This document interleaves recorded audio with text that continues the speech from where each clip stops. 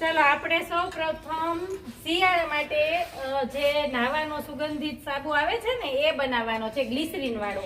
તો એ આપણે બજારમાંથી લેવા જઈએ તો એમાં કેમિકલ ભેળવેલા હોય જે આપણી સ્કિનને એટલે કે ચામડીને નુકસાન કરે છે. પણ આપણે આ હોમમેડ એટલે કે ઘરે બનાવેલો સાબુ છે એ તદ્દન શુદ્ધ અને હર્બલ બનશે.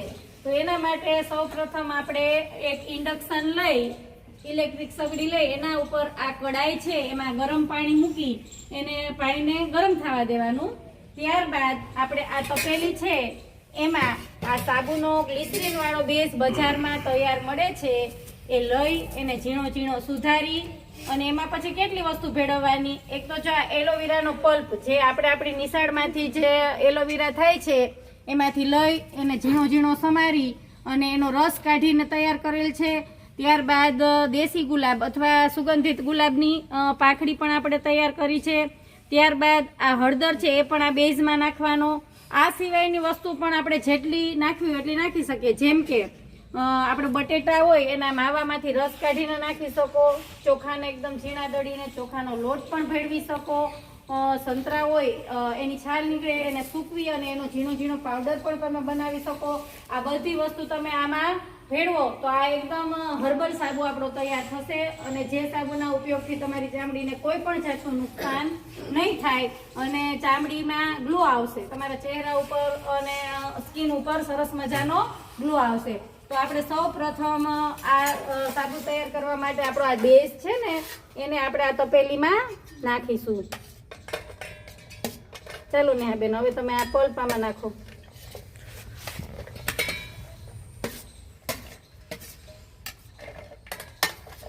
આ બધું છે એને આપણે મિક્સ કરી અને આપણે સગડીમાં જે ગરમ પાણી કડાઈમાં છે એની ઉપર ઉગાડવાનું છે. આને સીધે સીધું સગડી ઉપર નથી ઉગાડવાનું, ગરમ પાણી છે એમાં ઉગાડવાનું.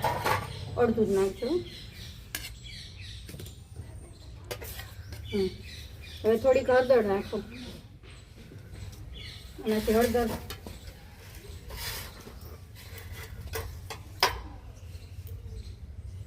અને આ પાંખડી છે આમાં રાખી દો. અને ત્યારબાદ આ એસેન્સ પહેલા આપણે ઓગાળી લઈએ ને પછી આ એસેન્સ છે ને દરેક અલગ અલગ પ્રકારના એસેન્સ આવે.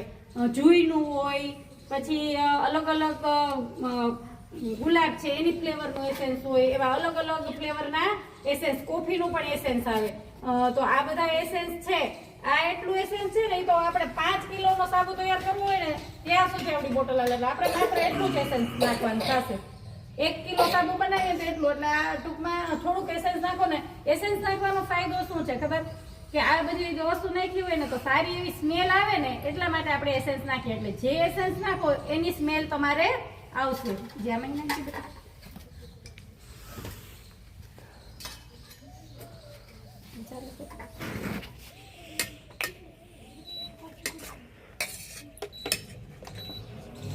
પકડી.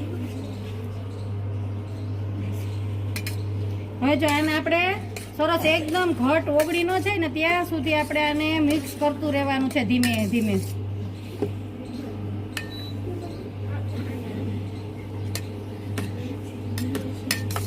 હાલે હાલો બેટા. જો બહુ ઊંડી તપેલી ન જવા દેતો. એટલે આપણે ઘરે જઈને પણ આ સાબુ બનાવવાનો છે. મમ્મીને કહેવાનું કે હું સરસ મજાનો હર્બલ સાબુ બનાવતા શીખી ગઈ છું અને પછી તમારે એનાથી નાવાનું. આપણે જે બજારમાં પિયર્સ ને આવે ને એની કિંમત શું છે ખબર છે તમને? પિયર્સની અત્યારે શિયાળાના સ્પેશિયલ સાબુ આવતા હોય 70 રૂપિયા કિંમત છે. અને આ સાબુ આપણે જો આ બધું મેં લીધું ને મારે કેટલા 250 થી 300 રૂપિયાની બધી વસ્તુ આવી ગઈ. આ જે એલોવેરા ગુલાબની પાંખડીની તો આપણા ઘરમાં અથવા આજુબાજુમાં મળી રહે. હળદર આપણા ઘરમાં હોય જ. આપણી રસોડાની વસ્તુમાંથી આપણે આ હર્બલ સાબુ બનાવી શકીએ. આપણે વેચાતું લેવું પડે તો શું? સાબુનો બેઝ અને આ મોલ્ડ જે સાબુ જમાવવા માટે મોલ્ડ તો આપણે એક જ વાર લેવું પડે. વારંવાર કે મોલ્ડ લેવાની જરૂર નથી.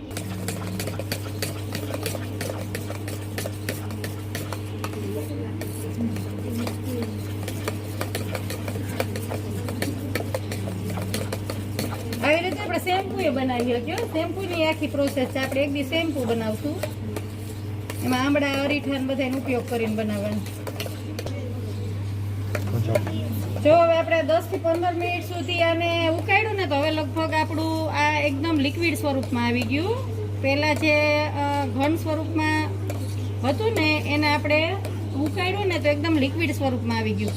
તો હવે આપણે આ ઇન્ડક્શન બંધ કરી અને આ તપેલીને નીચે ઉતારી લેશું.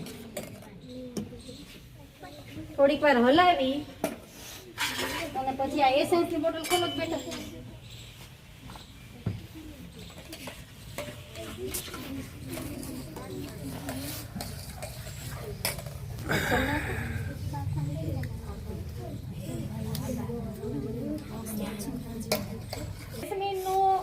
છે એસેન્સ એ આપણે ખાલી એટલું નાખવાનું છે, વધારે નથી નાખવાનું. શા માટે? આનાથી માત્ર ને માત્ર સુગંધ આવે સાબુમાં, એટલા માટે. તો આપણે થોડાક ડ્રોપ નાખીશું આમાં.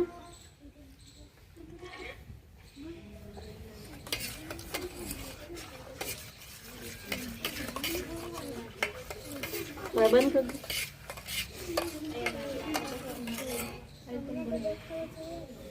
હવે આપણા મોલ્ડમાં આને જમાવવા માટે મૂકી દેશું. હા, નહીં ભલે એક જ મિનિટ.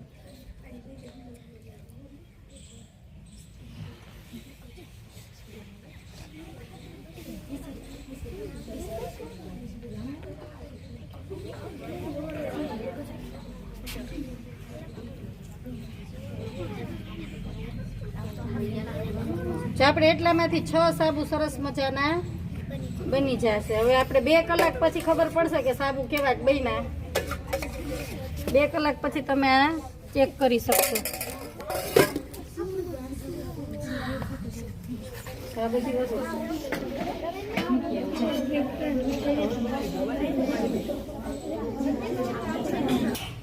આ સાબુ છે એ આપણે એકદમ હર્બલ અને ઘરની જ તમામ વસ્તુઓથી બનેલો. આપણે બજારમાંથી વેચાતી લેવાની વસ્તુ એક ખાલી એસેન્સ, બાકી આપણે જે બેઝ હતો ને ગ્લિસરીન વાળો એ બેઝ અને આ એસેન્સ 2 જ વસ્તુ. બાકી તો આ બધી વસ્તુ આપણી આજુબાજુ અવેલેબલ હોય જ છે. પછી હળદર ને બટેટું ને ચોખા ને એ બધું પણ આપણા ઘરની અંદર હોય જ છે. એટલે તદ્દન ટૂંકમાં વાજબી કિંમતમાં આ સાબુ બની જાય છે.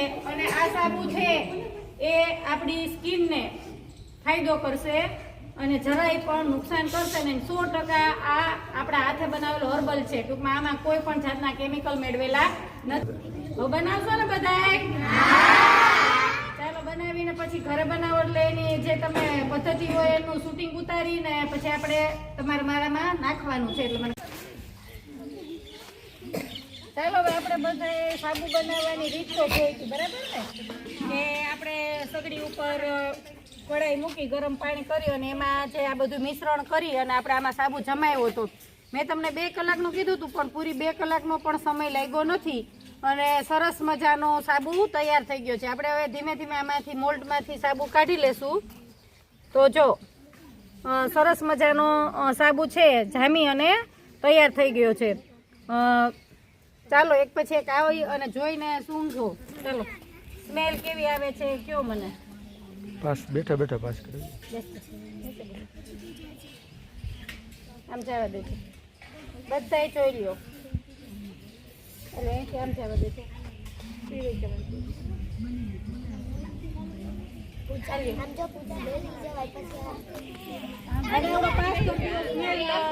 ખબર પડે આમ આપતા જાઓ, એકબીજાને આપતા જાઓ.